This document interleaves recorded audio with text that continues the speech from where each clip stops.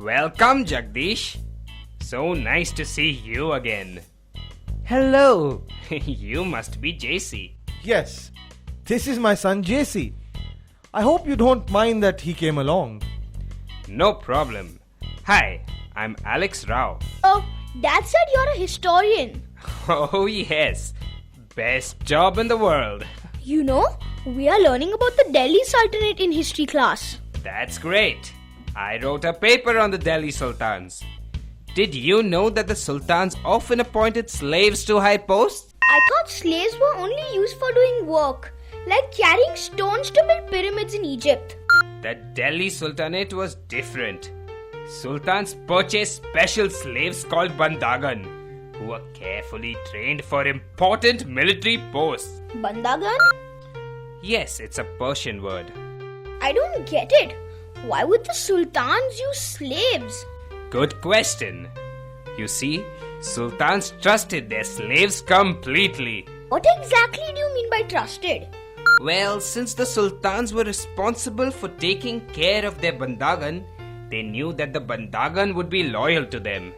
It is said that the slaves could be trusted more than one's own son. All the sultans use bandagan? Sultan Iltutmish was best known for using special slaves. What about the other sultans? The Khalji and Tughluq Dynasty continued the use of bandagan and also raised people of low-class birth. I'm sorry I can't answer all your questions, JC. I have work to do now. Yes, Mr. Rao and I have an important business meeting. You can stay here and look at whatever you want. We'll be back soon. Cool. No problem.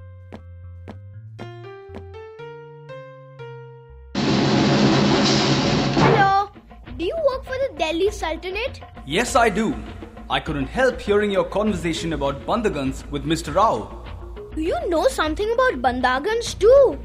In the 14th century, Muhammad Tughlaq appointed low-class people like a barber and 2 gardeners to high administrative posts. Wow. He was greatly criticized by chroniclers for this.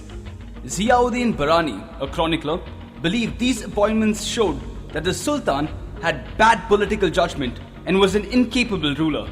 I am a military commander and a mukti of the Delhi Sultanate. What's a mukti? A mukti is a governor of a territory. We have to maintain law and order in the land we govern. Cool. You have your own territory. Yes, the land we are in charge of is called Ikta, and we are called muktis or iktidars. A mukti carries out military campaigns in the Ikta he governs over. He also collects revenue. What is revenue? Revenue is the tax that people must pay to the government. How much revenue do you collect? Actually, the sultans appoint accountants to check the amount of revenue collected by muktis. Accountants ensure that excess state taxes are not collected. So, muktis do not have independent powers? Well, JC, a certain amount of control has been exerted over muktis, especially during the Khalji and Tughluq Dynasty. How is that done? Firstly, accountants make sure that we kept the required number of soldiers. This is to help you carry out military campaigns. Yes, the Khaljis and Tughluqs also make sure that our posts cannot be inherited by our family. So, your son can't be a mukti. Right. To ensure that muktis work efficiently, we are rotated often. We are not allowed to stay with one ikta for long. That seems like too much trouble. It is thought that by rotating muktis and disallowing inheritance of posts, iktas can flourish without any problems or conflict. Ah, I get it. Our class teacher often rotates us so that we always have new partners. And because of that, we all fight less. There are also other changes in the administration under the Khaljis and the Tughluqs. Local chieftains of hinterlands, known as Samanta aristocrats, are not allowed to collect taxes anymore. The hinterlands? Once the hinterlands became part of the Delhi Empire, the chieftains had to accept the Sultan's authority. This signifies that revenue collection and assessment is now under the control of the Sultan. I have some revenue to collect now, JC, but it was nice talking to you. Same here. I should look around Mr. Rao's hall some more. Mehdi, what are you doing here? I thought you only stay in my Encyclopedia of Indian History. Hello, JC. What can I say? I love to travel. Are you still writing histories on the Delhi Sultanate?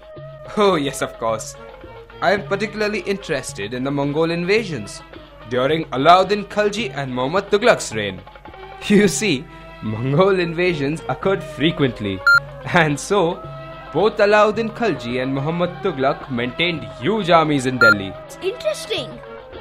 But while Khalji built a new garrison town called Siri for his army, Tughluq shifted citizens out of Delhi Khuna to Daulatabad and used the old city for his army.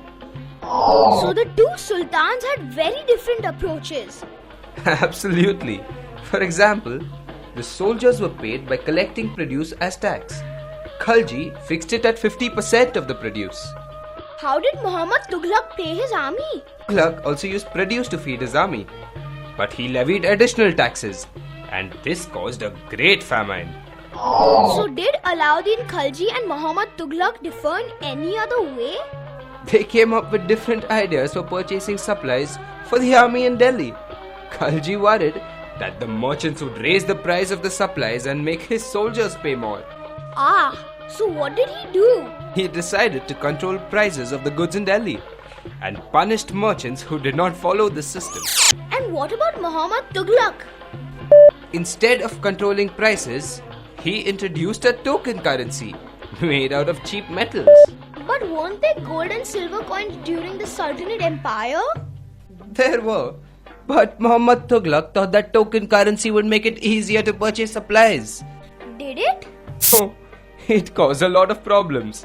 In fact, people started paying their taxes using token currency and saved all the gold and silver coins. Seems Muhammad Tughluq only had problems. That's true. The shifting of people for the garrison town created a lot of resentment. The raising of taxes and famine caused rebellion, and even the token currency had to be recalled. In comparison, Alauddin Khalji was a very efficient ruler. The chroniclers praised him for his insightful administrative measures. But people often forget about the achievements of Muhammad Tughluq. He was the first Delhi Sultan who planned to invade the Mongol territory. Was he successful? He wanted to invade Transaxiana, but he had to give up his plan when his campaign in Kashmir failed. He even disbanded his army. How is that an achievement then? Because before Muhammad Tughluq, no ruler had ever made any military campaign to take over the Mongol territory. JC, we need to leave. Dad's coming. I need to go, Mehdi. See you another time.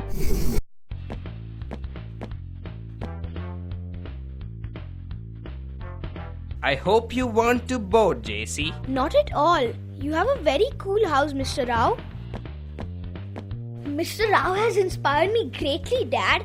I'm glad I came with. Oh, so you want to be a historian when you grow up? Oh, a Mukti. Mukti? Yeah, that way I can govern Jaideep's room and collect all his pocket money as tax.